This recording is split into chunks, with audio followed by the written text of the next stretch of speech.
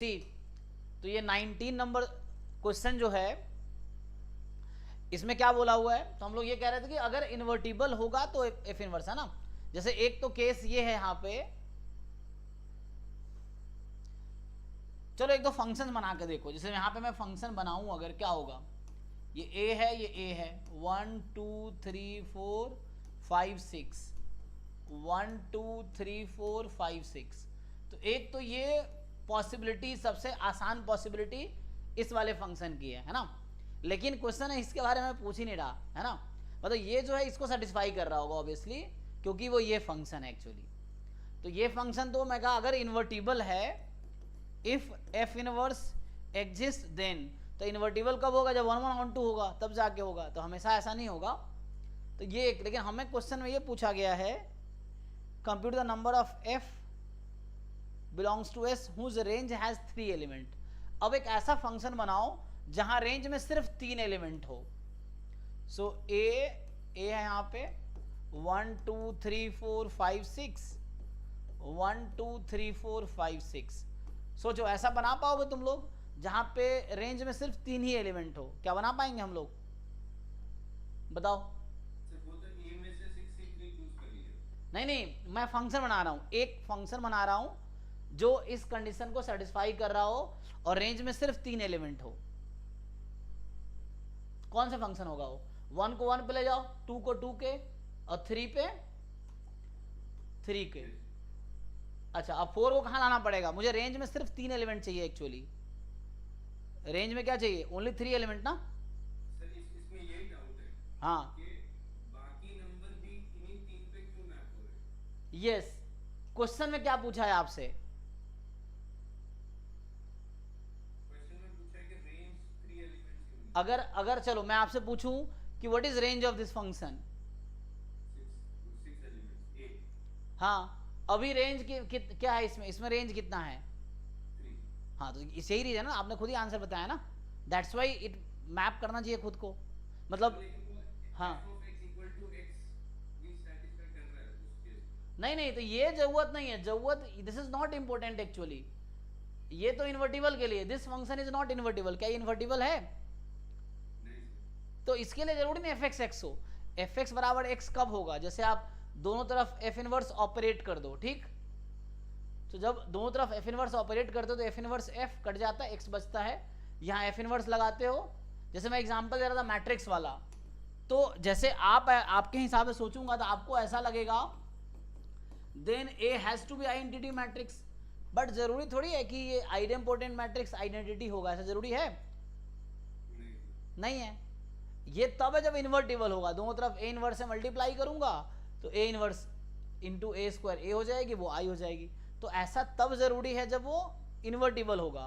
तो यहाँ पे ये एक एग्जाम्पल ऐसा है जो इसको सेटिस्फाई कर रहा है, यू कैन चेक। सो ये जो एग्जाम्पल है, दिस सेटिस्फाई दिस कंडीशन, ये बोल रहा हूं।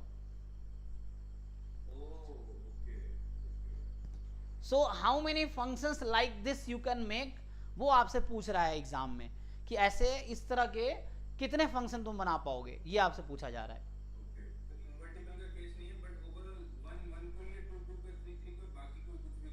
हाँ, मतलब नहीं, मैं बहुत सारे फंक्शन बना सकता हूँ ना, मतलब ये कि ये 6 एलिमेंट फंक्शन होने के लिए जरूरी है कि ये 6 के 6 एलिमेंट यहाँ पे 3 को मैप करे, और वो 3 कोई भी हो सकता है। लेकिन वो एक दूसरे को होने जरूरी है, मतलब 1 1 को होना तो कंपलसरी नहीं, वही 1 1 कंपलसरी है, मैं ऐसा बना सकता। हाँ, तो वो तो किसी एक को करना पड़ेगा। अच्छा, हाँ, मतलब ये है कि आपको कहीं ना कहीं तो वो करना पड़ेगा, लाइक कहने का मतलब ये हो गया यहाँ पे, वो तो खुद ही हो जाएगा बाद में। 1 मिनट को 1 1 को जा रहा है, और बाद में फिर बनाऊंगा तो 1 1 को चला जाएगा, फिर 6 1 को जा रहा है, 1 1 को चला जाएगा, यस।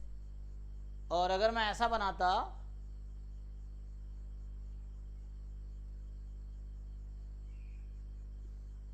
बट मैं ऐसा बना सकता हूं इसको ना, if I want I can make like this function कि मैं, बट 1 1 को, हाँ, उस तरह से मैप करना पड़ेगा आपको कि कौन से 3 एलिमेंट को आप वो करना चाहते हो। जैसे 1 2 3 4 5 6, 1 2 3 4 5 6, तो यहाँ मैं 4 को 4 से, 5 को 5 से, 6 को 6 से मैप कर दिया, ठीक। अब 1 को 4 पे कर सकते हैं, 2 को भी 4 पे कर सकते हैं, 3 को भी 4 पे कर सकते हैं, कोई दिक्कत नहीं है। तो 1 4 पे जा रहा है, अब बाद में कहाँ 4 जा रहा होगा, 4 4 पे जा रहा होगा, कोई प्रॉब्लम नहीं है। 2 4 पे जा रहा है, 4 4 पे जा रहा है, 3 4 पे जा रहा है, 4 4 पे जा रहा है।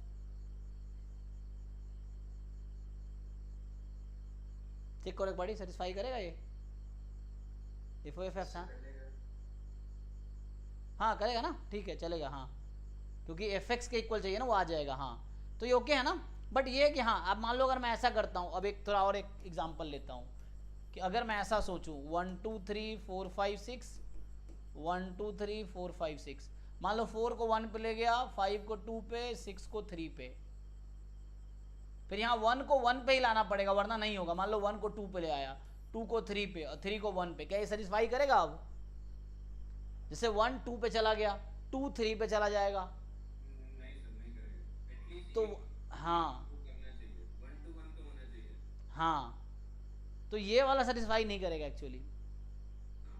तो first you need to choose 3 element from here, any 3 you can choose and that will map to itself. पहली कंडीशन ये है, you choose 3 element from first set and that will map to itself. So ये जो आपके पास, एक minute light जल रहा है फोन में ना, हाँ सो यहाँ पे 6 में से एनी 3 यू कैन चूज, ठीक 6 में से आप एनी 3 यू कैन चूज, जैसे यहाँ पे ले लो, तो वैसे मैंने 1 2 3 4 5 6 लिया and that will map to 4 5 6। अब जो 3 बचे हैं इसके पास कितनी चॉइसेस हैं अब? So 1 can map to any one of 4 5 6, 2 can map to any one of 4 5 6, 3 can map to any one of 4 5 6 actually. समझ आया आप लोगों को? So this one has 3 choices 4 5 6, क्योंकि रेंज में 3 ही एलिमेंट होने चाहिए, जरूरी है कि रेंज में 3 एलिमेंट ही होना चाहिए। So you can not map कि बचे हुए 3 एलिमेंट को बाकी पे नहीं मैप कर सकते। क्वेश्चन है कि रेंज में 3 एलिमेंट्स ही चाहिए मुझे। सो यहाँ पे ये आ गया 3 इंटू 3 इंटू 3, चेक करो, डाउट है तो पूछो फिर से, क्वेश्चन पूछो जहाँ कंफ्यूजन है। सर अगर अगर इसमें कंडीशन होती कि f शुड बी इन्वर्टिबल तो फिर सिर्फ 63 बेस होते हो, तो वहां पे तो फिर इन्वर्टिबल होने के लिए फिर तो 1 को 1 2 2 3 3 को जाना पड़ेगा। तो हैं? अगर इन्वर्टिबल होता रेंज 3 होगी। हाँ वो तो सही बात है, क्योंकि इन्वर्टिबल होगा रेंज में 6 एलिमेंट आएंगे, क्योंकि इन्वर्टिबल 1 1 ऑन 2 होता है। तो अगर कोई फंक्शन a टू b इन्वर्टिबल है तो a एंड b की कार्डिनलिटी सेम होगी। तो 3, हाँ रेंज में 3 एलिमेंट अगर बोल रहा है तो इन्वर्टिबल हो ही नहीं सकता, ये चीज़ है। क्योंकि रेंज और कोड फिर इक्वल होना पड़ेगा, डोमेन और कोडोमेन की कार्डिनलिटी को इक्वल होना पड़ेगा, डोमेन एंड रेंज के। इनफैक्ट कोडोमेन को, क्योंकि ऑन टू भी तो है, तो डोमेन और कोडोमेन के कार्डिनलिटी को इक्वल होना पड़ेगा, एंड रेंज को भी, डोमेन रेंज कोडोमेन तीनों इक्वल रहेगा, कार्डिनलिटी एटलीस्ट इक्वल रहेगी। ये सर एक बार 3 into 3 into 3 जी, जैसे मैं आपको फिर से ये बना के दिखाता हूँ। देखो इसमें ये था कि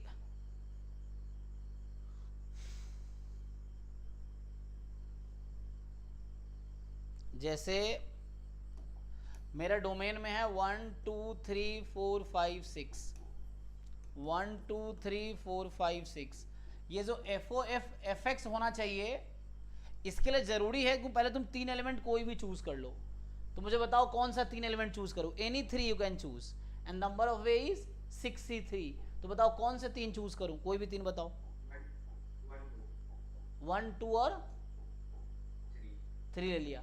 अब 1 को 1 पे ही जाना पड़ेगा ताकि ये सेटिस्फाई हो एक्चुअली, 2 को 2 पे ही जाना पड़ेगा ताकि ये सेटिस्फाई रहे, और 3 को 3 पे ही जाना पड़ेगा। सो इसके बदले 63 आया एक्चुअली, अभी जो हुआ है उसके बदले 63 आया है। अब देखो 4 के पास क्या चॉइस है? अब रेंज में 3 एलिमेंट चाहिए, तो 4 के पास क्या चॉइस है? हाँ ये 3 चॉइस है, so that's why we multiply 3। 5 के पास कितनी चॉइस है? 3 चॉइस है, एंड 6 के पास क्या चॉइस है? 3 चॉइस है। सो ये हमने किया actually. So 4 can go to 1, 5 can go to 2, 6 can go to 2 if they want. इस तरह से तो 3 चॉइस उसके पास है. सर फिर इसी सेट की कार्डिनलिटी भी यही वैल्यू होगी ना. Cardinality is number of element. यहाँ रेंज की कार्डिनलिटी 3 है, क्योंकि रेंज वो होता है कि डोमेन कहाँ मैप कर रहा है. उस सेट की कार्डिनलिटी क्या है, वो रेंज है ना. Sir cardinality of S is number of functions. हाँ हाँ, so this is the number of functions actually. This is the cardinality of S. This is the cardinality of S. This is the total number of functions we can construct. This is the one of the functions जो बनाया हूँ, ये just एक है इनमें से. हम vary करा सकते हैं ना, ये है.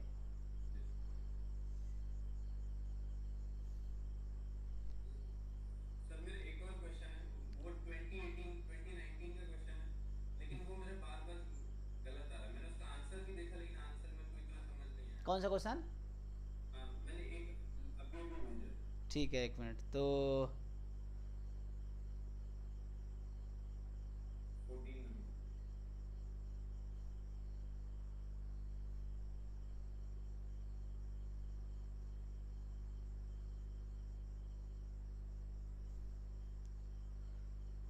अभी अभी आपने कहा मुझे भेजा है तीसरा क्वेश्चन. अच्छा, ये 14 वाला. हाँ, सो 14 क्या कह रहा है कि 14 कह रहा है आपको कि यहाँ पे a thief picks a wallet and start running at a speed of 5 meter per second with 0 acceleration. मतलब एक्सेलरेशन नहीं है, यूनिफॉर्म स्पीड है. मतलब in 5 second a police man notices the alarm and start following the thief with a speed of 3 meter per second. 5 second बाद actually police वाले start हुआ उसको पीछा करना है ना, with uniform acceleration of 1 meter. ये तो फिजिक्स का क्वेश्चन बना दिया इसको. सो 1, हाँ, यहाँ एक्सेलरेशन हो गया 1 मीटर पर सेकेंड स्क्वायर का. ठीक है ना. तो rate of change of velocity 1 है एक्चुअली. तो एक सेकेंड में वेलोसिटी उसकी एक इंक्रीज हो जा रही है. जैसे पहले सेकंड में 3 मीटर पर सेकंड है, तो अगले सेकंड 4 मीटर पर सेकंड हो जाएगी, अगले में 5 मीटर पर सेकंड हो जाएगी. हर सेकंड एक एक स्पीड बढ़ रही है, उसकी वेलोसिटी बढ़ रही है. तो how many second will it take the police man to catch the thief assuming she follows the same path as the thief. A body moves with a initial velocity v0 and uniform acceleration a will cover a distance of this. तो ये hint दे रही है हमें कि जो distance है उसका formula आप ये यूज कर सकते हो. इनिशियल वेलोसिटी v0 है, t plus half A T square. A is the acceleration. चलो डिस्टेंस को मैं d बोल देता हूं अभी के लिए. ठीक. अच्छा, तो इसमें क्या दिक्कत है आपको? क्वेश्चन तो इजी सा लग रहा है. हाँ सर, वो इजी है, लेकिन मैंने क्या किया, मैंने दोनों के डिस्टेंस कवर्ड इक्वल कर दिया, d1 इक्वल टू d2 कर दिया. ठीक है. हाँ, और सबसे पहले का कर दिया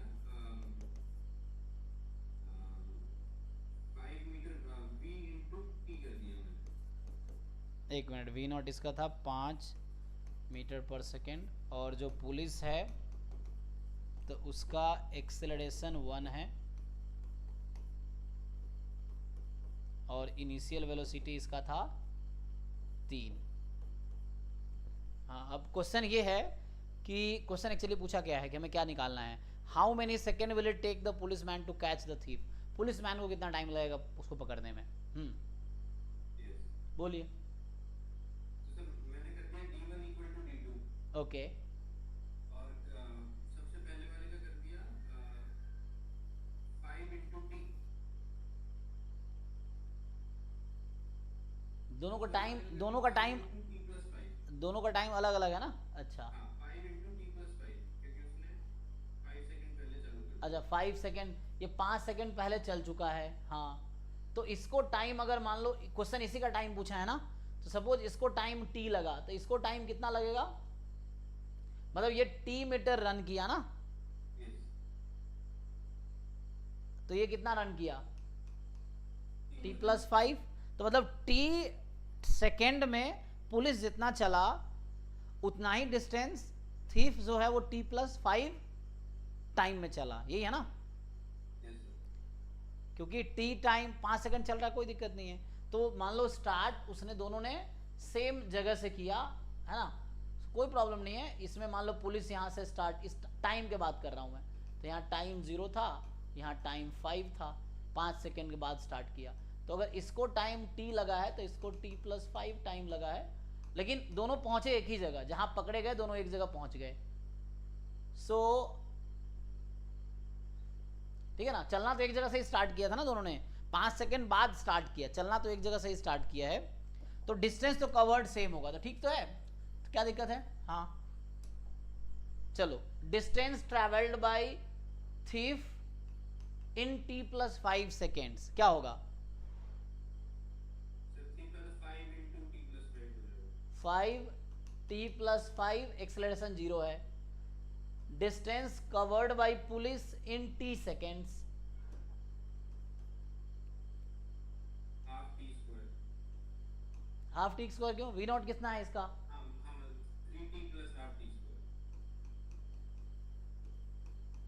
हाँ इन दोनों को सॉल्व करके टी निकाल पाएंगे आप, इसको और इसको इक्वल कर देंगे, क्योंकि डिस्टेंस तो सेम ही कवर किया ना। जैसे जब चोर भागना शुरू किया था, पुलिस वहीं से भागना शुरू किया, तो डिस्टेंस तो सेम ही कवर किया। टी सेकेंड में जितना चोर ने कवर किया डिस्टेंस, t+5 सेकेंड में उतना ही पुलिस ने कवर कर लिया। उल्टा बोल दिया मैंने, t+5 सेकेंड में चोर ने जितना कवर किया, पुलिस ने t सेकेंड में उतना कवर कर लिया। सो यू इक्वेट बोथ, क्या t निकाल पाओगे, इक्वेट करो।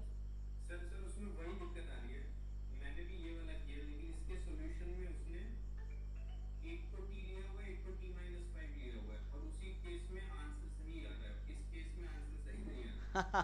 तो क्या दिक्कत है, t उसने उसका लिया होगा ना, हाँ वो मेरे को समझ नहीं, ये t लिया होगा और ये t-5, उसमें क्यों अलग-अलग आंसर आ रहे हैं। कहाँ अलग आंसर आ रहा है। Actually the thing is you want to match their answer, क्यों उनका आंसर आप मैच करना चाह रहे हो, in the way solution final answer same ही आएगा। सर वो नहीं आ रहा है, वही दिक्कत है। ट्राई करके देखते हैं।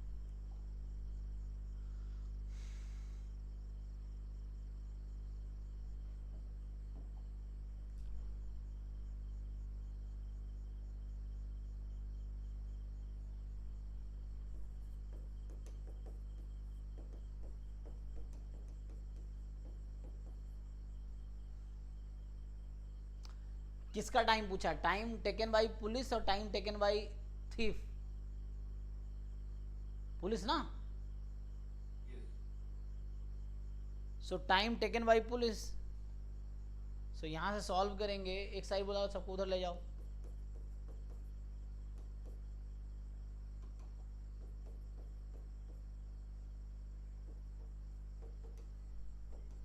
क्या आएगा, यहाँ सिंप्लीफाई करेंगे आप तो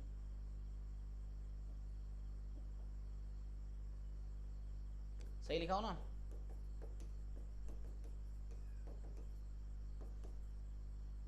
बोलिए क्या कर सकते हैं, फैक्टराइजेशन में क्या आएगा,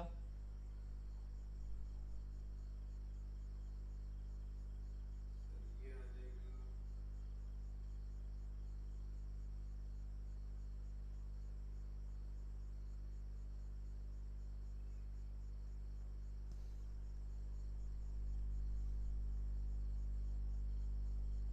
नहीं सर, ये इनरैशनल आएगा उसका।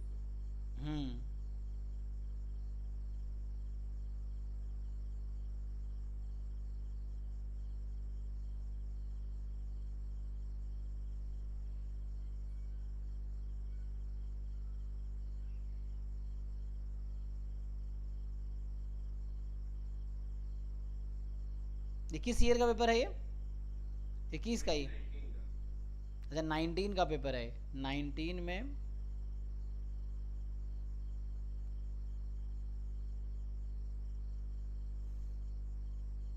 उसमें इसलिए डाउट था सर, क्योंकि ऐसे करे तो आई में वैल्यू आ रही है, मतलब इररेशनल आ रही है, और t-5 लेके करो तो फिर सही आ रही है। तो इसने क्या किया है, क्वेश्चन एक बार पढ़ लेते हैं हम लोग। चूंकि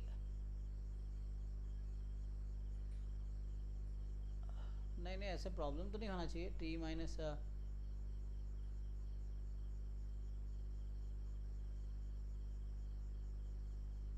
जैसे चोर ने भागना शुरू किया, ठीक है, तो 5 सेकंड बाद पुलिस ने भागना शुरू किया, एक पॉइंट पे दोनों मिल गए, है ना। तो यहां से t लगा और ये t-5 क्यों लगा, मतलब क्वेश्चन के हिसाब से किसने ज्यादा टाइम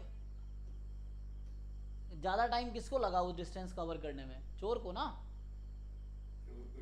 लेकिन इसने क्या कर रखा है, इसने t-1 whole square plus 3t-1, तो यहाँ t-1 लिया है और यहाँ पे t लिया है, तो बात तो बराबर ही है ना। ऐसे तो अगर यहाँ पे मैं 5t ले लेता हूँ फॉर एग्जाम्पल और यहाँ पे मैं t-1 ले लेता हूँ, तो क्या ही प्रॉब्लम है एक्चुअली। लेकिन आंसर, क्योंकि जैसे ये t+5 है, यहाँ t लिया आपने, तो उसी को मैं वेरिएबल को दोबारा चेंज करूँ, क्या ही प्रॉब्लम है। फिर आंसर इसने क्या किया लास्ट में, नहीं एक्चुअली क्या है, आपने ना देखा नहीं ध्यान से, इनका भी आंसर इरेशनल ही आया है। दिक्कत क्या है ना,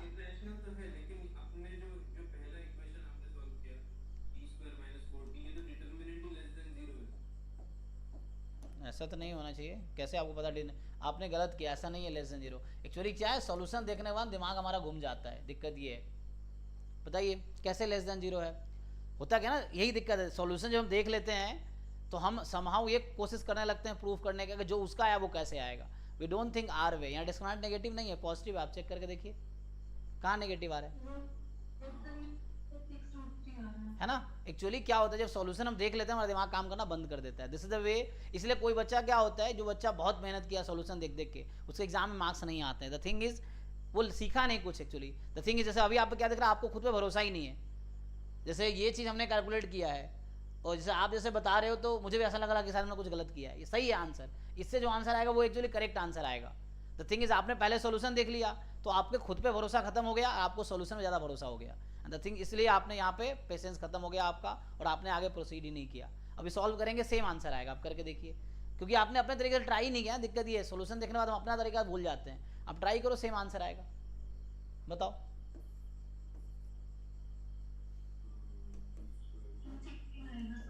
जी जी। सो b² माइनस 4ac 50 दूने 100 ना।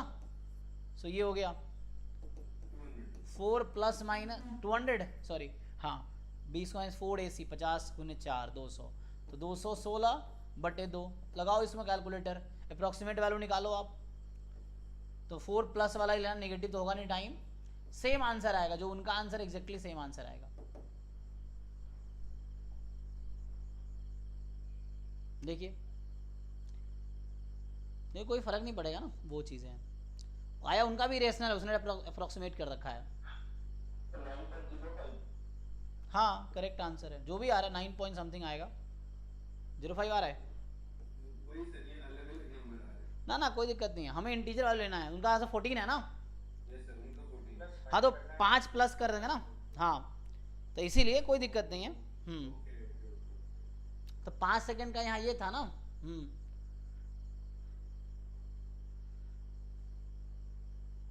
How many second will it take the policeman to catch the thief, assume that. तो जब इनिशियली जहां से चोर भागना शुरू किया वो 14 सेकेंड था एक्चुअली, ठीक। तो पुलिस 5 सेकेंड बाद भागना शुरू किया था ना। So this distance is 9 second and this was 5 second, तो कितना हो गया 14 ना, क्योंकि वो 5 सेकेंड बाद पुलिस भागना शुरू किया था।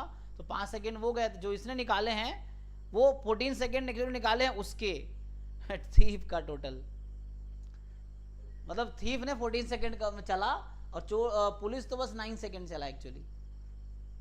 और ये लोग ना ऑथेंटिक सॉल्यूशन नहीं दे रहे। पूछा है पुलिस कितना चला और आंसर 14 सेकेंड दे रहा है कि चोर जितना चला। बहुत सारे सॉल्यूशन में गलतियां हैं सर। हाँ एग्जैक्टली, जैसे आंसर कह रहा है आंसर इज 14 सेकेंड, तो 14 सेकेंड तो जो थीफ है वो चला है एक्चुअली, पुलिस तो 9 सेकेंड ही चला है। क्वेश्चन पूछा है 9 पुलिस कितना चला, तो आंसर एक्चुअली 9 सेकेंड है जो पुलिस चला है, और थीफ 14 सेकेंड टोटल लगा है।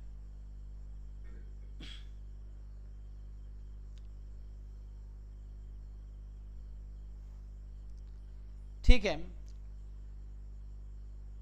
हो गया। तो अभी जगह देखो अभी तक अगर तुम लोगों ने सारे पेपर कंप्लीट नहीं किए तो प्लीज़ करो ये मतलब ये दिखा रहा है कि आप बहुत ज़्यादा सीरियस नहीं हो। मतलब जो लोग, मुझे लगता है कि पीवाई को करने में अगर एक सप्ताह से ज़्यादा टाइम अगर आपने दिया है, एक महीने से तो मैं ही पढ़ा रहा हूँ, अगर फिर भी अभी तक आपके सारे पीवाई कंप्लीट नहीं हुए हैं तो आप मतलब उन कैटेगरी में नहीं हो जो सिंसियर स्टूडेंट जैसे होते हैं ना, कि आपको एक्चुअली एग्जाम की तैयारी करनी। पीवाई को तो जस्ट एज ए रेफरेंस था ताकि हम ये देख सके एग्जाम में कैसे क्वेश्चन आते हैं। अब आप 3 महीने एग्जाम के बचे, मान लो जब थे सीयूटी के बाद 2 महीने बचे थे, आप 2 महीने सिर्फ पीवाई क्यू ही कर रहे हो जिसमें टोटल मिला के कितने क्वेश्चन होंगे, 30 गुने लगा लो, 6 पेपर है, तो उस तरह से तो ये तो ठीक नहीं है ना।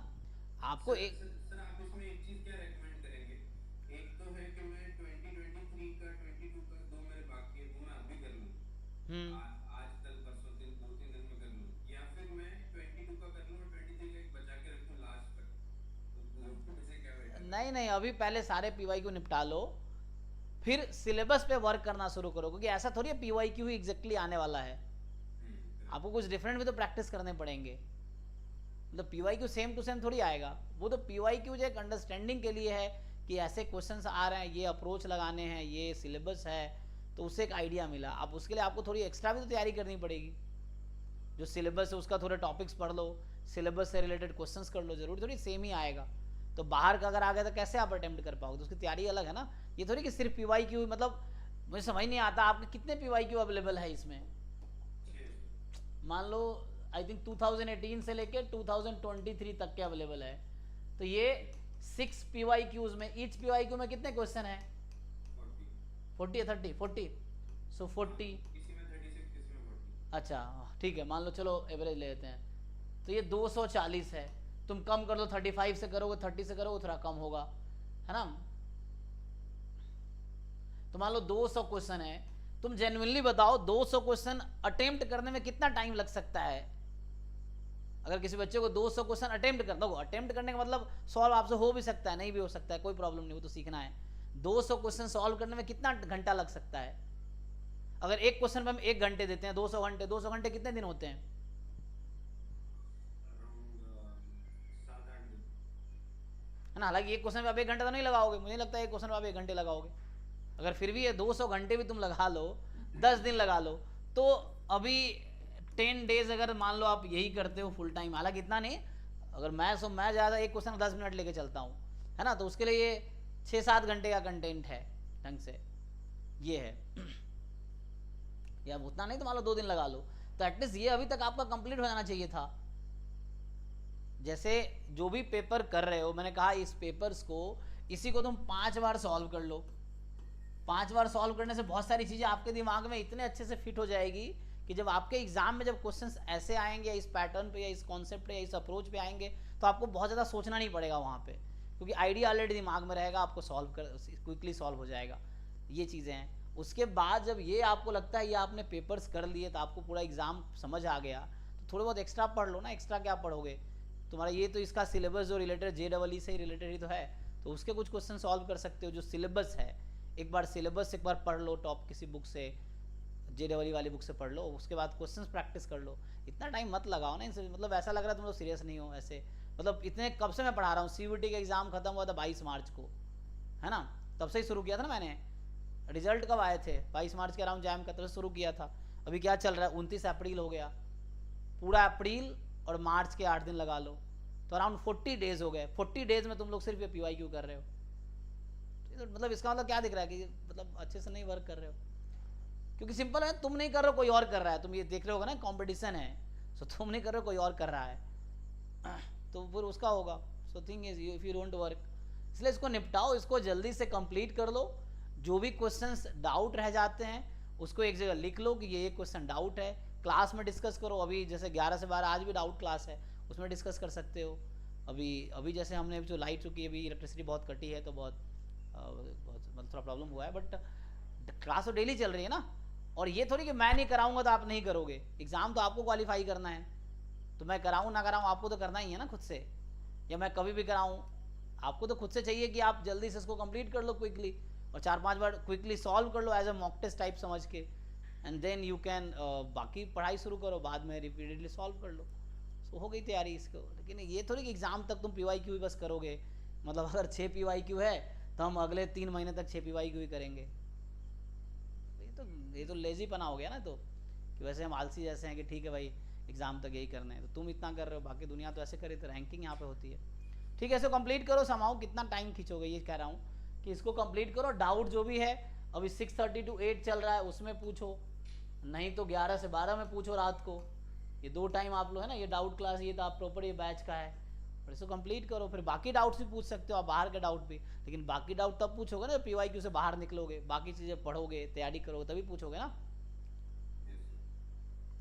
तैयारी करो इसको निपटाओ, जल्दी कंप्लीट करो। मुझे तो ये पूरे PYQ करने में 2-3 दिन ज़्यादा नहीं लगना चाहिए। अगर बैठ गए इंसान दिन में 10-12 घंटे बैठे तो 2-3 दिन से ज़्यादा टाइम नहीं लगेगा इसमें। और तो बताओ 40 दिन तो क्लास हो गई हमारी, 40 डेज में अभी तक PYQ कंप्लीट नहीं हुआ, तो दिखा रहा आप लोग ठीक से काम नहीं कर रहे हो, ये है ना। उसी तरह से रिजल्ट आएगा, उसमें कोई वो कहने की बात नहीं, जैसे कर रहे हो उतना ही वैसे ही रिजल्ट आना है। वो अलग बात आपको मैंने बहुत मेहनत किया, ये किया वो किया, लेकिन यहाँ तो मेहनत रिलेटिव है ना। अगर आपसे ज़्यादा कोई मेहनत कर रहा है तो उसका सिलेक्शन होगा, आपने भले बहुत किया हो, लेकिन ऐसे लोग भी जो आपसे बहुत ज़्यादा मेहनत कर रहा होगा तो उसके रिजल्ट आपसे बेहतर आ सकता है। सो ये चीज़ें हैं, सो आपको उसके हिसाब से देखना, यहाँ तो चीज़ें रिलेटिव है कॉम्पिटिशन में। ओके ठीक है, अभी स्टॉप करते हैं। तो बाकी जब भी है इसको जल्दी कंप्लीट कर लो PYQ, जो भी एग्ज़ाम तैयारी कर रहे हैं, एंड देन यू जस्ट बाकी थोड़ा बाहर का भी सिलेबस पढ़ लो और उस पर बेस्ड कुछ क्वेश्चंस कर लो, प्रिपरेशन कर ले। एंड में एग्जाम से 2 दिन पहले फिर से PYQ एक बार कर सकते हो, है ना। बाकी पता चलेगा, सिलेबस कवर कर लो, PYQ कवर कर लो, फिर एक्स्ट्रा कुछ प्रैक्टिस कर लो, दैट्स ऑल, इतना ही ज़रूरत है। एंड देन उसी को रिपीटेडली आप रिवाइज करो सिलेबस और PYQ को। ठीक है चलिए, थैंक यू। हाँ।